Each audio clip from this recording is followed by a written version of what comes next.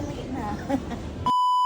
Kung sa Pilipinas, ginapi ko, ginapala ang kwarta, dili na sa amon niya sa Australia, ginapamulot lang tana. Sorry lang. Joke lang. Kay ti, Sabado karon may lunggo dumantakon para baskugan, kag tulid, kag tiskog. Hindi ko makadlaw. Medyo nag-uloigod na yabigatlan ko nga cellphone. So it's about time namang delete na kita ka mga video da. Pero I came across with this videos, charing. Ara pa ng itsura ni nanay, hindi pwede delete. Ay kay ti, very memorable ining moment nga nag-visit na si nanay sa amon mo. Kaya you'll never know nga she will never make it again here sa Australia, you know. Pataka lang. What I mean is, kung i-delete ba na natin, kasayang balat kita, hindi natin balaan nga kung hindi na makabalik kali si nanay diriya. O hindi na kami maka-videos ng same angle, same pang labas, same pang prito kabulad. Ay, ang bota! Pero kaya ti mabalik man na si nanay diri, pero depende na sang ilang istoryahan na isang iyang nga tuhod, kung mag-upod ang tuhod niya, kung hindi. Kaya bang iyang nga tuhod, nagaigot-igot na. Ti paano kung magdrama-drama karoon ang tuhod niya, kag hindi na mag-upod pa Australia, paano si nanay makamang, de?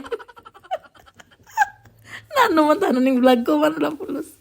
Anyway, tita, kung mapuli kami sa Pilipinas, ang una ko gidi nga kaunon, masugba ko ka tilapia, manguha dayon ko sa mga tangkong, maadobo kami, maluto kami sa mga, kung ano-ano da, mga langka, magata kami sa langka, mangulabo kami dayon, tapos tanan-tanan da ang pamaligya sa mga libod-libod, pamakyabon ko na, ang mga bitso-bitso, ang mga suman, ang mga biko, mga ibos, tapos ang mani nga libod-libod, dira sa amon nga halin sa baryo, baklon ko man. Buta. Uga hambala na naga tinikal na naman senti. Ay tinatural matinikal lang gid kita ay kinaghandom gani kita nga makapauli. Imaginean nyo bala walo na tanaka tuig nga wala kuya kapauli sino man tanan hindi mingawon.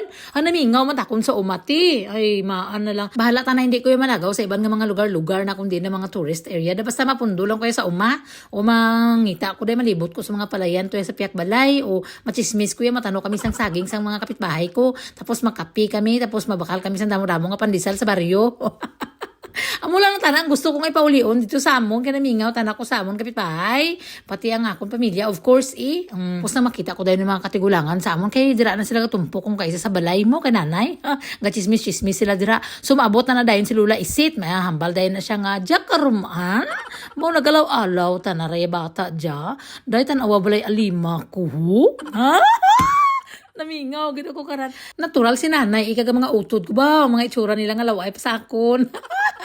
Makita ko mga printi ko. Tapos sa mga tiyo, tita ko mga pinsan ko da ba? Na-miss ko nagid kamo tanan-tanan. Makililita lang kita kong buhi pa. Kagbaskog pa ang lawas.